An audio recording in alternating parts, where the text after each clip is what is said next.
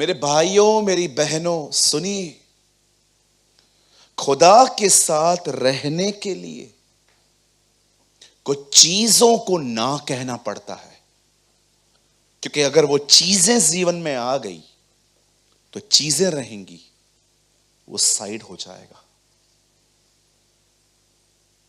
आपने कभी ध्यान दिया, उसका अभिषेक लेने के बाद जहां अभिषेक था वहां डीमन आ गया, सेम प्लेस पे। लेकिन उसको दुष्ट आत्मा सता रहा था, हैरस कर रहा था।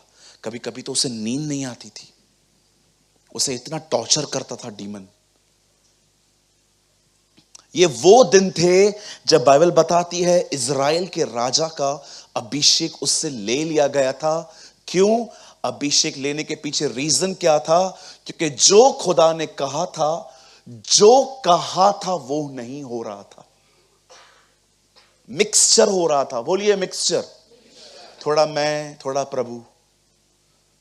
प्रभु ने उससे कहा तू जा, युद्ध करके आ, सबको खत्म कर दे। लेकिन ये बंदा सबको खत्म करके आया, लेकिन वहां के राजा और जानवरों को लेकर आया। और जब नबी आया तो नबी को कहता है मैंने सब कुछ खत्म कर दिया। नबी ने उसको कहा, शमूएल ने, तो फिर ये आवाजें क्यों आ रही हैं? ओ ये वाली, ये तो मैं खुदा के लिए लेकर आया हूं बलिदान, इसको हम सैक्रिफाइस करेंगे। जैसे ही उसने ये कहा, परमेश्वर सैमुएल से कहता है मैं इस आदमी को राजा बना के पछताया हूं। आज मैं आपसे पूछना चाहता हूं, जब प्रभु ने इस बंदे से अभिषेक ले लिया, जब परमेश्वर के काम करने की जो एबिलिटी थी, जो ताकत थी, वो ले ली गई। आप जानते हो परमेश्वर ने, वचन कहता है, उन दिनों में एक और बंदे का अभिषेक कर दिया जिसका नाम था Dawood. His name was David. आप जानते हो दाऊद की सेल्फ रिस्पेक्ट क्या थी, उसकी इज्जत क्या थी? आज मैं आपको थोड़ा उत्साहित करना चाहता हूं, क्योंकि कई लोग आपको ऐसा फील करवाएंगे कि यू आर नथिंग, तो कुछ नहीं है। जब सैमुएल ने दाऊद का अभिषेक करने के लिए जब वो उसके घर गया, आप जानते हो इतनी बड़ी हस्ती आ रही है घर पे, इज़राइल का सबसे बड़ा नबी उनके घर में आ रहा है। उस बाप ने अपने सारे बेटों को बुलाया है, लेकिन दाऊद वहां नहीं था। क्यों? दाऊद को उसने लास्ट में वो उससे पूछता है, क्या यही तेरे सारे बेटे हैं? बोलते हैं हाँ एक है। आप सोच सकते हैं, लोग उसे इस तरह देखते थे कि वो वैल्यूएबल नहीं है, पर परमेश्वर उसमें एक योद्धा और एक राजा देखता था। आपकी वैल्यू लोग डिसाइड नहीं करेंगे, आपकी वैल्यू आपके बनाने वाला डिसाइड करेगा।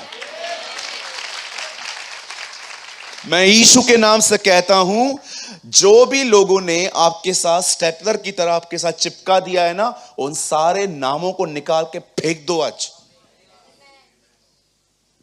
देखते होंगे ना, पहले एक स्टेपलर यूज करते थे हम लोग, पेपर्स को लगा के लोग है ना, हर दिन आपके साथ कुछ स्टेपलर लगाते जाएंगे। तू डफर, तू डंपर, तू ये, तू वो। आज है ना वो सारे पन्ने, जैसे जीसस ने विधियों का वो जो लेख था जो हमारे नाम पर था ना, लिखा है क्रूस पे जड़ के मिटा डाला, खत्म कर दिया उसने। आज खत्म कर दो। ये लोगों ने जो भी आपको बोला है ना, तू बूढ़ा हो गया है, तू ये हो गया है, तू वो हो गया है, तू ये हो गया है, बहुत लोग आपको रोज नए नए नाम देंगे। बोलो अपने बाजू वाले को, मुझे नए नामों की आवश्यकता नहीं है। रोज नए नए। एक बार मैं अपने चर्च के एक भाई के साथ बैठा हुआ था, तो वो कुछ स्टेपलर से वो पेपर बनाते जा रहे थे। मैं देख रहा था उनको अच्छी प्रैक्टिस है फटाफट लगाने की। तो मैं देख रहा था, मुझे प्रभु कह रहा था, कितना कुछ है ना, लोग तुम्हारे साथ रोज स्टेपलर से लगा के जाते हैं और तुम उनके साथ जिंदगी जीते रहते हो। उसकी फैमिली उसको देख के कहती है कुछ नहीं है ये बंदा, लेकिन खुदा उसमें एक योद्धा और एक राजा देख रहा था। आपकी वैल्यू क्या है? आप जानना चाहते हो? कहिए मेरे पीछे, मैं इतना महंगा हूं कि कोई मुझे खरीद नहीं सकता। है ना? अरे हम इतने महंगे हैं कि हमें कोई खरीद नहीं सकता। हमें एक ही चीज ने खरीदा है, उसके लहू ने, इस प्रेशियस ब्लड। आप सोचो, अगर आपको कभी भी कोई कहे ना you are good for nothing, तो किसी काम के लिए अच्छा नहीं है, ये नहीं है। अगर आपको अपनी वैल्यूज जाननी है ना, जस्ट देखो तुम्हें बचाने के लिए कौन मरा है। यस ब्रदर, कोई भी आपको कुछ गलत आपके लिए बोले, याद रखिएगा वो आप नहीं हो। आलोचना जीवन का एक हिस्सा है, वो हर एक को सहनी पड़ेगी। अगर आलोचना नहीं सहनी है, उसका भी एक रास्ता है, चुपचाप से घर पे बैठ जाओ, कुछ मत करो। जो कुछ नहीं करता उसके लिए कुछ बोला भी नहीं जाता। अगर आप कुछ करोगे, आपके काम में से नुक्स निकाले जाएंगे। बोलो अपने बाजू वाले को, आलोचना तो होगी। हाँ, अभी ये मत बोलना नेगेटिव बोलता है सूरज भाई। नेगेटिव नहीं बोल रहा हूं, प्रैक्टिकल बोल रहा हूं। नेगेटिव और प्रैक्टिकल बोलने में थोड़ा फर्क होता है। अगर एक बहन को प्रेग्नेंट है और आपको पता है कि प्रेगनेंसी के समय पेन होता है, और मैं उसको बोलता हूं दीदी प्रभु आपके साथ है, क्यों डरा रहा है? अरे डरा क्या रहा हूं, हर एक को पेन होता है ना। प्लीज ये हर जगह पे नेगेटिव नेगेटिव बोल के सही चीजों को भी कैंसिल मत किया करो। ये वो दिन थे, बाइबल बताती है, जब खुदा ने उसके दास दाऊद का अभिषेक किया। अच्छा, आप मुझे बताएं, जब शाऊल आज्ञा उल्लंघन के कारण दूर हो गया और खुदा उसे लेकर आया जगह पे दाऊद को, अब मैं आपसे एक सवाल पूछना चाहता हूं, दाऊद में ऐसी क्या बात थी? क्या बात थी? जानते हो दाऊद क्यों उठा?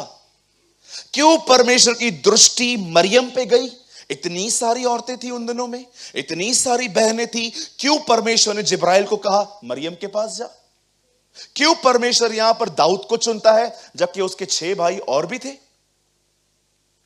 जानते हो, परमेश्वर जब किसी को उद्धार के लिए बुलाता है तो सिर्फ यही देखता है कि ये पापी है, ये नजात पाए। लेकिन जब परमेश्वर किसी को सेवा के लिए बुलाता है तो उसमें एक चीज वो देखता है कि उसका इनसाइड एटीट्यूड कैसा है, जिसे हम हार्ट भी कहते हैं।